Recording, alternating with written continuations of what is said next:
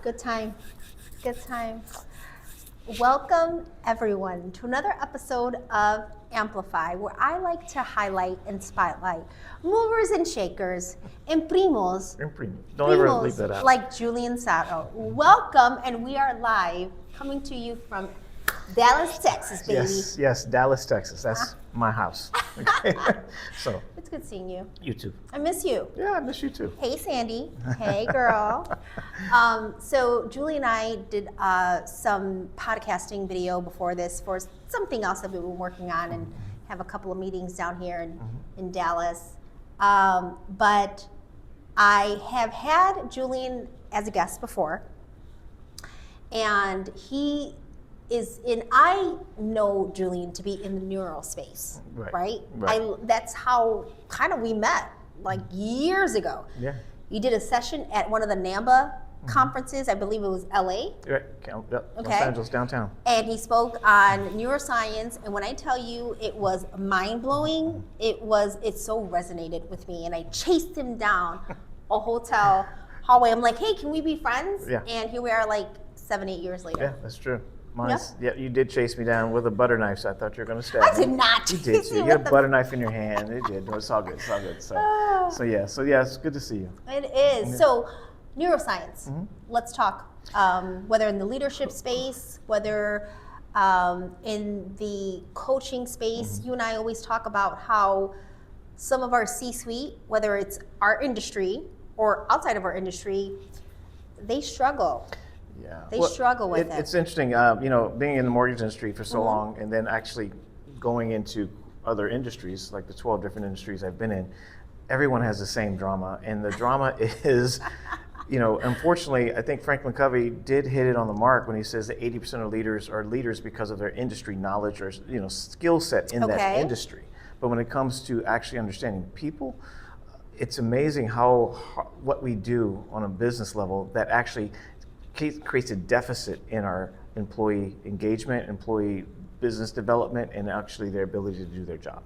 And it can go back from, hey, I need to see you in my office right before lunch, or 3 hours after while they're working. So it means they got 3 hours to worry, and how that's going to impact the customer interaction, right? So it can be that. It could be where the employee's having a rough day, but the manager never even notices it, and so they have this ability to kind of separate themselves from the job and see the job as an enemy.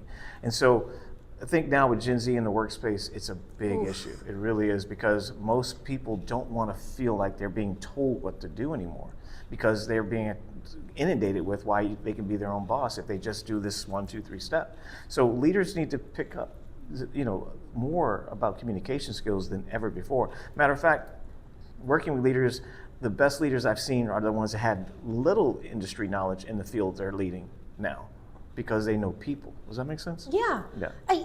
They know how to people, they know how to relationship, they can feel that they're connected to them, they have the ability to human. Wait, let me give you the trick. Okay. They actually, because they know little about the industry, guess who they look to know about the industry? The team. The team, which empowers them to want to do better. Yeah. Because now they're helping the leader lead. And it's like, it's like a whole it's a kumbaya. It's actually cool. And so they appreciate being asked. And then they say, what do you think is the best practice? And then they'll bring people in from different departments and get their interaction. Now they're talking to that celebrity of the company, the leader, the C-suite leader, who is saying thank you.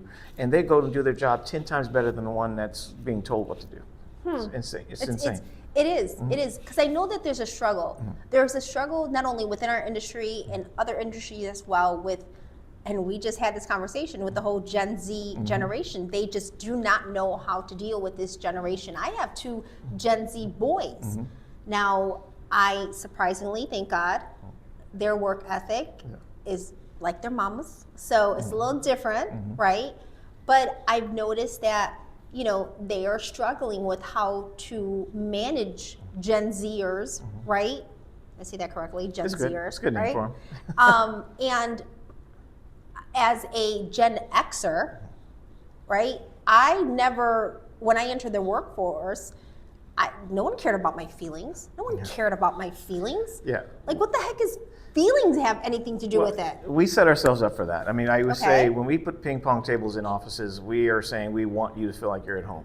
And the things that Gen Z, Okay. the things we complain about at work, if you put it in perspective, go back to the 70s, those are the things that you had at home. I felt valued in my home. Yeah, I felt of course. respected. I felt like I can speak up. I felt like there was we had an effort where people had their own roles and responsibilities and relied on each other. Now we go to the office space and we want those same relationships at work. And one of the biggest questions that is in the surveys is like, I have a best friend at work. Well, I never had a best friend at work when I was a kid. No, neither did so I. you did your job. So we kind of set ourselves up for that, but yet we can't fill that void. And no company can ever fill that void, no matter how many Yetis you give them or T-shirts. You're not going to get that employee who says, do you know what? I feel like this is home, because it is work. And so most people didn't graduate college saying, I want to work for John over there and push papers at this company. And I think that's what we're forgetting. True story, one of the people in the mortgage industry was shocked when I said that to them. Matter of fact, they were offended. Like, my people love working for me. I'm like, no, they don't. I mean, no offense, but they love that they get a paycheck for working with you. There's a big difference. There's a huge difference. And if they won a lottery or they didn't have to work, you got to ask yourself, would they show up?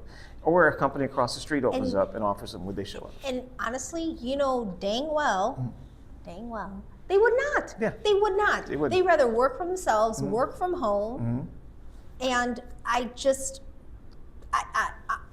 like I said, when I entered the workforce, that wasn't a thing. Yeah. And I didn't expect my work to be my home or to have ping pong tables and have fancy coffee machines and things like that. I mean, I appreciate the coffee machines. Yeah. I'm not gonna lie, right? So I want a different mug. I think, I'm just Yeah. saying, I don't want paper cups, but I'm just kidding. And what was the word? Oh, so I just learned a word just a few minutes ago, something about the Monday crazies. What was Scaries. The Monday scaries? Yeah, there's and it's interesting. Neuroscience shows that when you start marketing a certain thing, people start diagnosing themselves with it.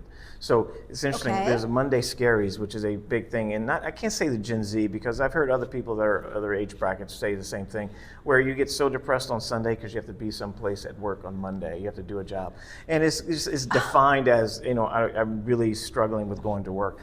Ironically, that's nothing new. We just put a new tagline on it. That's all. But I mean, people are that anxious or have that much. I struggle, you guys. Even when I was in the corporate space and didn't work for myself, I don't recall myself having Monday scaries. Yeah, but you're a different person, though. You're a driver. You've been driven since you were a child for different reasons, right? So you have a certain persona that defines your personality. I'm getting psychology on you, neuroscience, but I know you. Yes, you do. So he does. The struggles that you had as a child defined how you saw the world. So everything became, I have to achieve. I have to overcome this. I'm going to battle this. You come in with your sword swinging, and you're ready to take on the world. And it's good. It's defined who you are. Good thing. But a lot of people grew up doing this, and if they didn't like the video game, they just hit reset. It's like, just turn it off. Yeah, whatever. I won't go through the challenge. I'm not saying everybody's like that, but here's mostly I feel that's happening in our world. And this is the neuroscience. This is the science. Okay.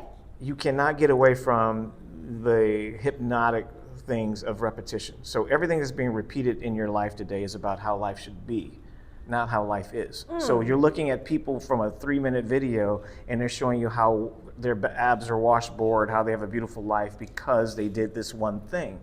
That is messing with our heads a lot because it creates a comparison reality in your life. And so everything you see in your life is compared to A, B, C, John, A, B, C, Sally. And before you know it, you're feeling like I am not what I should be. And that's why people are disgruntled in their jobs because they see people outside on their car, but it could be a car that's just parked on the street, but they feel I should be able to do that too. It should be easy. They said it's easy. It's just these 3 steps. But it's not. It's not. Everyone is different. The comparison thing, and it transcends. It doesn't mean Gen Z. Anybody, you and me both. We see YouTube. We see it all the time. So you have to control the brain. So this is why I like these conversations, psych conversations, neuroscience. I like to dip in spaces other than our mortgage home ownership, which is fabulous. I love our industry, but I love getting a different perspective, mind shift from you, and that's what I always get with Julian. Listen, you should connect with him. He is great. He does, coaching. He does a lot of group coaching, sessions. Yeah. You should connect with him, and you won't be disappointed. So thank you for watching another episode of Amplify. People that are fancy and primos. Thanks for watching. Bye.